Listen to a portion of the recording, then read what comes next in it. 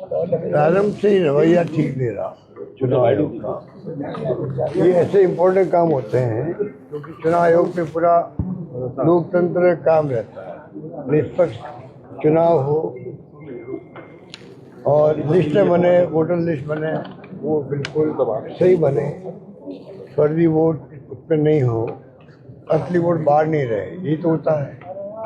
पर इस प्रकार का रवैया जब राहुल गांधी जी ने इनको सूचना दी तो भाई मेरी दृष्टि के अंदर मैंने जांच करवाई है। आप तो मैं दे नहीं रहे हूँ फॉर्मेट जो होता है इलेक्ट्रिक फॉर्मेट, जो ऑटोमेटिकली मालूम पड़ता है कौन सा वोट डबल आया हुआ है, तो वो आप दे नहीं रहे हो। तो मैं आपको सूचित कर रहा हूँ 1,02,50 वोट जो है ये फर्जी बने हुए हैं। चुनाव आयोग को खाली इतने कहना था मेरी जांच करवा देता और कुछ नहीं कहना था।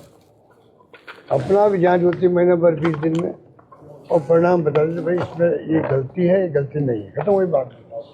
जो रवैया अडॉप्ट किया कि आप एफिडेविट दे दीजिए, उसके बाद में आप बार बार आरोप लगा रहे उल्टा। कभी भी ब्यूरोक्रेट जो होता है, चुनाव आयोग होते हैं, ये पॉलिटिकल लीडर जो होता है विपक्ष के हो या सत्ता पर कोई हो, उनको इस प्रकार जवाब नहीं दिया जाता है। वो अपनी बात कहेंगे डेमोक्रेसी के अंदर। आपकी ड्यूटी है कि आप अपना धर्म निभाओ, कर्तव्य पूरा करो, कोई बात नहीं होती। इतना अविश्वास हो चुका है। बिहार में चुनाव परिणाम आए, राजस्थान में हमारी सब स्कीमें रोक दी, चाहे भले वो मोबाइल फ़ोन की हो, पेंशन हो, बुजुर्गों को, विधवाओं को, दिव्यांगों को पेंशन रोक दी। जो ठेला बढ़ता था खाने पीने के सामान का बंद कर दिया, सब स्कीम हमारी बंद कर दी। और बिहार के अंदर चुनाव चल रहा है, पोलिंग हो रही है, उस दिन तक जा रहा पैसा, पेंशन का भी जा रहा है, वहाँ एक दो योजना और है वो पैसा भी जा रहा था। पेंशन 400 से कर दी 1100 कर दी, वो भी जा रहा था। 10,000 रुपये जा रहे थे महिलाओं को। एक महिला का 10,000 का मतलब पूरे परिवार को प्रोवाइड करना होता है। ये चलता रहा मामला और चुनाव आयोग आके मुंह के बैठा रहा। ये जो स्थिति बनी है, इसलिए अब जो FIR की शुरुआत करी है 12 राज्यों में, यूपी में क्यों नहीं करी? और सुप्रीम कोर्ट में केस चल रहा है FIR का, आप थोड़ा इंतजार करते। आप क्यों मतलब सुप्रीम कोर्ट में सब जुडिस केस है और आपने शुरुआत कर दी। इसमें आपकी नीयत की खोट लगती है, इसलिए पूरे देश के लोगों में आक्रोश भी है, गुस्सा भी है और अविश्वास पैदा हो गया है चुनाव आयोग पे।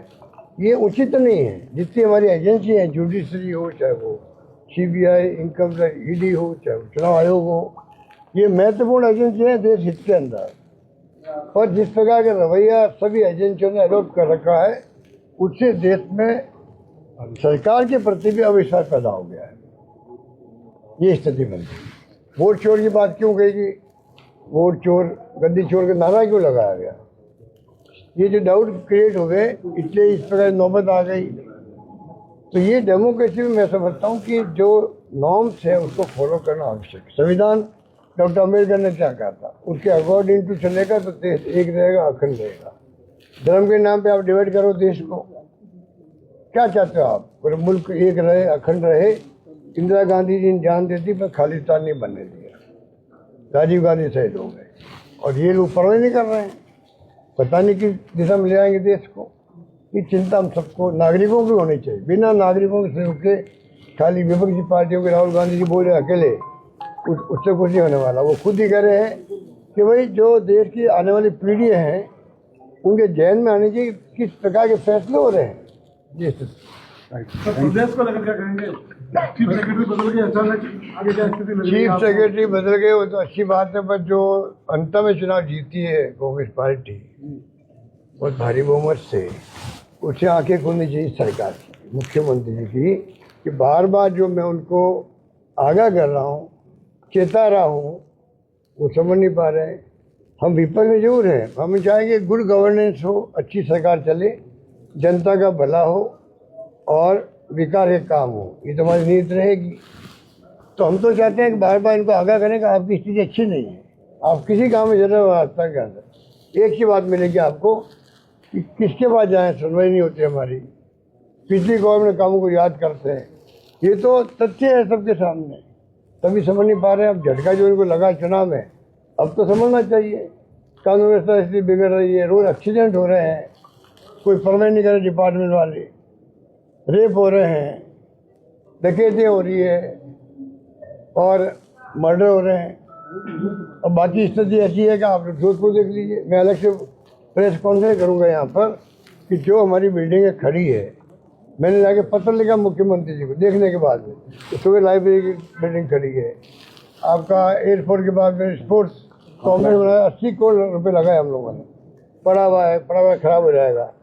ऐसी कई बिल्डिंग राजस्थान भर में जहाँ पे आपके श्री राम नथुराम अस्पताल, प्रताप नगर, दिगाड़ी, चौपाल हाउसिंग बोर्ड, जहाँ हमने बड़े बड़े CHC और डिस्ट्रिक्ट हॉस्पिटल बना दिए, बड़ी बिल्डिंग खड़ी हो गई, ना इक्विपमेंट मंगा रहे हो, ना वहाँ कोई काम हो रहा है। क्या हो रहा है? कैंसर हॉस्पिटल बनाया हम लोगों ने, वो पूरा नहीं हो पा रहा है। तो चारों ओर से हाहाकार मचा हुआ है। अब सरकार की तो आप देख लो क्या सरकार चल रही है, सरकार नाम कोई चीज नहीं। Thank you.